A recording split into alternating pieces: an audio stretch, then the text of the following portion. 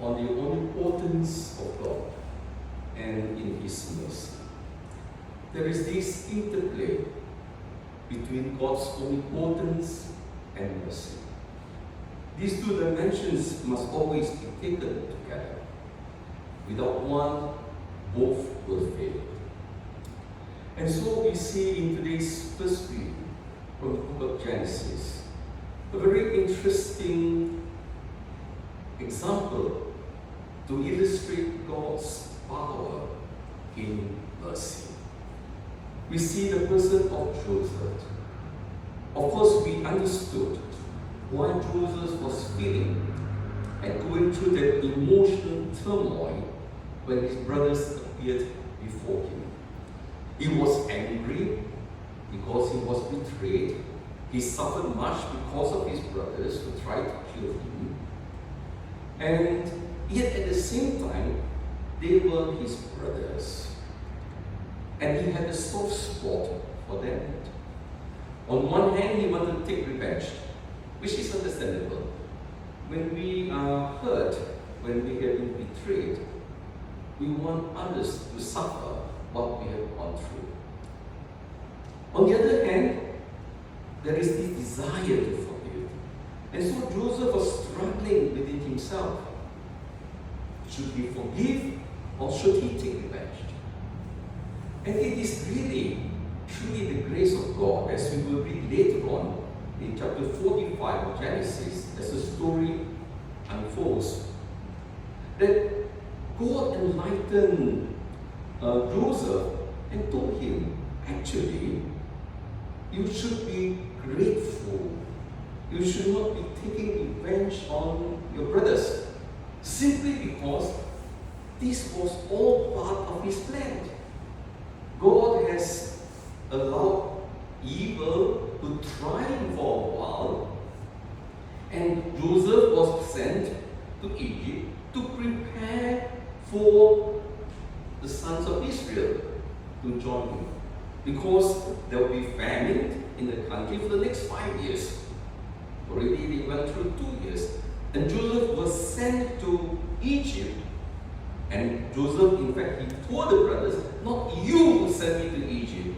It was the Lord who sent me to Egypt to prepare the way for you all, to make sure that the sons of Israel will survive. And so, in the light of God's grace and His power over evil, we see how the divine plan of God unfolds. It is beyond our imagination. And when Joseph came to understand God's plan in his life, through the struggles, he was able to forgive freely and accepted his brothers. And eventually the family, of course, we know, rejoined him in Egypt. And this is always the way in which God fulfills His plan in us. If you remember also in the life of Jesus, the story of Emmaus, where Jesus appeared to the disciples, they were disillusioned because of Jesus' death. And Jesus explained to them, going through the scriptures and the prophets, that all these were preordained by God. And when they understood, again, they were liberated. And I believe that it's very important for us to trust that God writes straight in crooked lines.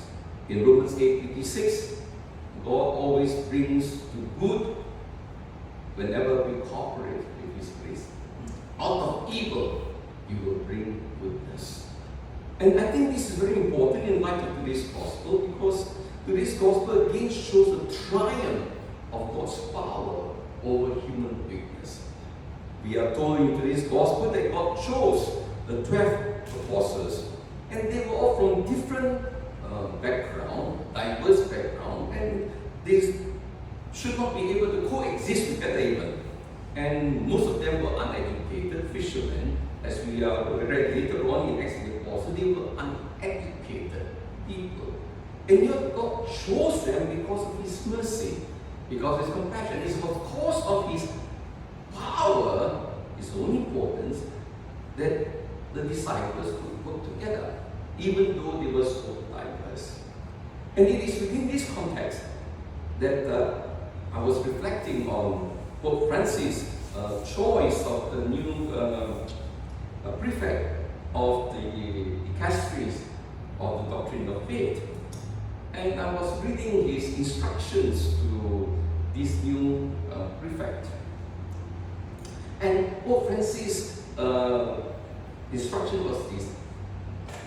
He told the new prefect, I want the dicastery of the doctrine of faith to protect the faith so that we have a real reason for our hope. We need to give reason for our hope to the world. But don't use the dicastery to silence people, to discipline, to judge, to condemn. Rather, the dicasteries, and in the mind of Pope Francis, in fact, in all his books of reforms, actually there is only one goal. What is that goal? It's evangelization, which was started actually by John Paul II, and then Pope Benedict talked about the new evangelization, and he's actually carrying out the work of the evangelization. That's why the reform of the dicasteries, the reform of the Roman Curia, including the synodal process, is really how do we make sure, as today's gospel tells us, evangelization is a reality.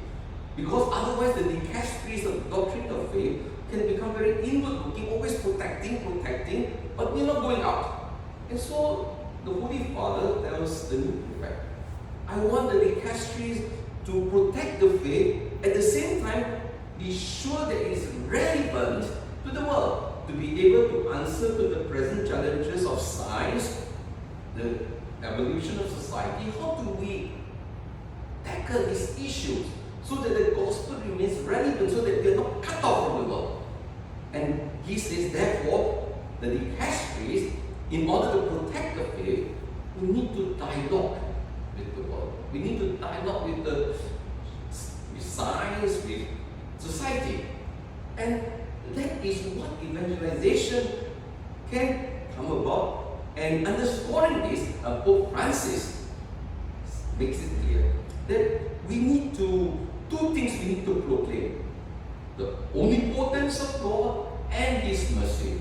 And these two somehow must come together. That is not easy, of course, not easy, because as you all know that with all the changes that are happening, not just in the world but also in the church, there are quite a number of us, including priests, religious, and bishops, also get a bit confused as to exactly what is the direction of the church. There is a lack of clarity because things today are not black and white. As in those days, everything is black and white. Today, things are a bit unclear. But I believe, and I think this is where today the scripture readings they're telling us, we need to trust in the omnipotence of God. When we are merciful, that means the church is asking us to be merciful. How do we include the LGBTQ? How do we deal with this social egg freezing, euthanasia, abortion, same-sex union, those who are divorced, remarried, how to welcome them? All these are very difficult issues, very sensitive. At the same time, we want to kind of include them. At the same time, then there is the other problem. How do we be consistent in our teaching, at the same time embracing them? So this will be a journey. But I believe that there will be certain confusion, certain tension, as in the case of Joseph. But I believe that God's power will reveal in His mercy. And that is what we can hold in.